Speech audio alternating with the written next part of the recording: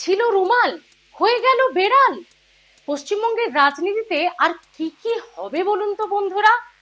আপনাদের এ যাবৎকালে দল বদলের বহু স্টোরি, বহু ভিডিওই দেখিয়েছি, জানিয়েছি। আজকে যে ঘটনা, যে রুমাল থেকে বেড়াল হয়ে যাওয়ার ঘটনা আপনাদেরকে জানাবো, আপনারও চক্ষু কপালে উঠতে বাধ্য। এও কি সম্ভব? তারা গিয়েছিলেন বিজেপির সংকল্প যাত্রায়, গিয়েছিলেন পরিবর্তন যাত্রায়, সেখানে নাকি এমন কিছু দেখলেন তাদের ভাবাবেগে আঘাত করলো। সোজা তারা ফিরে এলেন, এসে চলে গেলেন তৃণমূলের পার্টি অফিসে। কিভাবে সম্ভব? দেখুন, দল বদল রাজনীতিতে নতুন কিছু নয়। তার একটা প্লট থাকে, একটা আবহ থাকে, বহুদিন ধরে বহু কারণ সেখানে জমা হয়, ক্ষোভ পুঞ্জীভূত হয়, তারপর সেই দল বদল হয়।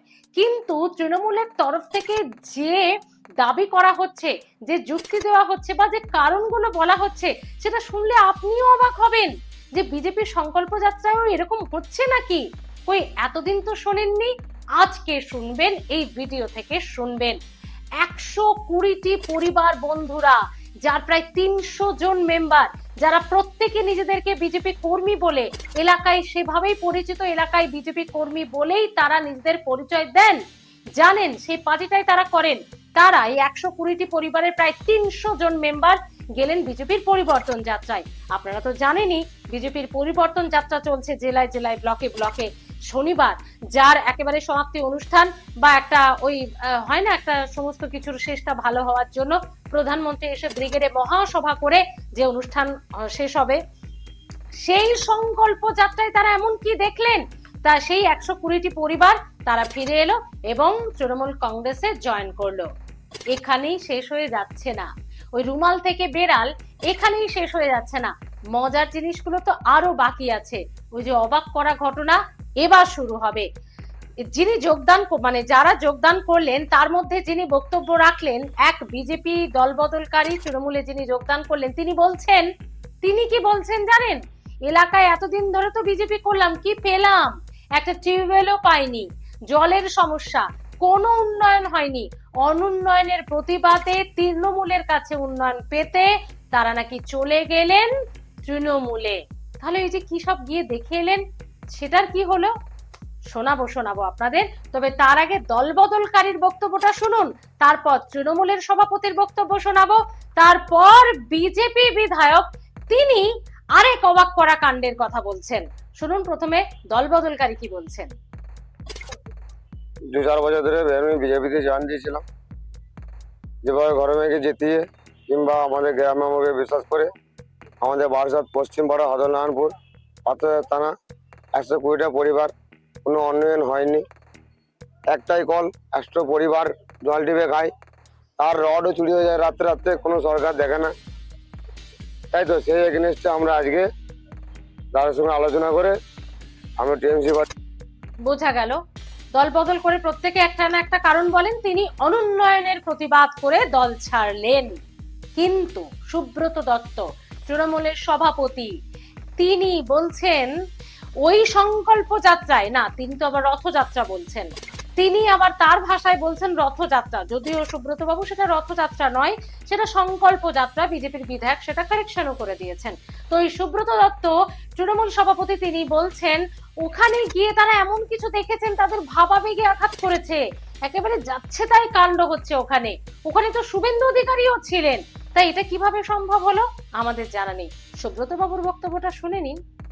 আজকে বিজেপির পরিবর্তন রথযাত্রা ছিল, বেশ কিছু বিজেপি কর্মী সমর্থক আজকে রথযাত্রায় যোগদান করতে এসেছিল, কিন্তু যখন রথ দেখলো তখন সেই হিন্দু ভাইয়েরা আমার জগন্নাথ দেবের আষাঢ় মাসে রথ দেখেছে, আর তারা এসে আমাদের কাছে প্রশ্ন করলো, দাদা আমরা জাতিতে হিন্দু, এই রথের ভেতর দেখলাম শুভেন্দু বাবুরা মলমূত্র ত্যাগ করছে, কেমন রথ দাদা, এরা তো হিন্দুদেরকে নিয়ে ছিলেন।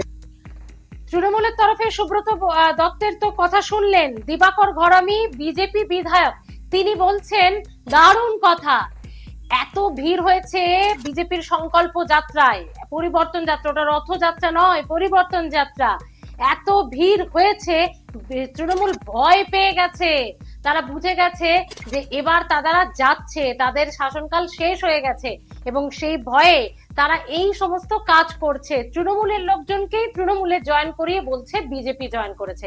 ভাবুন কাণ্ড, আর কি কি দেখবেন আপনি পশ্চিমবঙ্গের রাজনীতিতে। সেখানে নাকি তৃণমূলের লোকজনই তৃণমূলে জয়েন করেছে, কোনো বিজেপি কর্মী সমর্থক, কোনো বিজেপি কর্মকর্তা জয়েনই করেনি। ওইসব একেবারে বাজে কথা। শুনুন বিজেপি বিধায়ক কি বলছেন।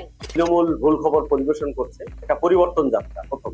দ্বিতীয়ত হচ্ছে কোনো ভারতীয় জনতা পার্টির কার্যকর্তা যোগদান করেনি, তৃণমূলের কর্মীদেরকে নিয়ে যোগদান করিয়ে আজকের এই পরিবর্তন যাত্রায় সাধারণ মানুষ যেভাবে রাস্তার দু সাইডে দাঁড়িয়েছে, কারণ তৃণমূল বুঝতে পেরেছে এদের কাছে তো খবর ছিল, যেভাবে বিষ্ণুপুরে দাঁড়িয়েছে, যেভাবে জয়পুরে দাঁড়িয়েছে, যেভাবে কোতুলপুরে, ইন্দাসে লোক দু সাইডে সাধারণ মানুষ যেভাবে দাঁড়িয়েছে, এই পরিবর্তন যাত্রাকে স্বাগত জানানোর জন্য, বাংলায় আসল পরিবর্তন আনার জন্য, এটা থেকে ভয় পেয়ে। বেশ, তাহলে শুনলেন তো, দলবদলকারী এক কথা বললেন, অনুন্নয়নের প্রতিবাদ, উন্নয়ন পেতে তৃণমূলে গেলেন, এবং তৃণমূলের তরফ থেকে সভাপতি এক কথা বললেন, সংকল্প যাত্রায় গিয়ে এমন বিচ্ছিরি অবস্থা দেখেছেন, ভাবাবেগ আঘাত লেগেছে। আর বিজেপি বিধায়ক বললেন একেবারে আরেক কথা।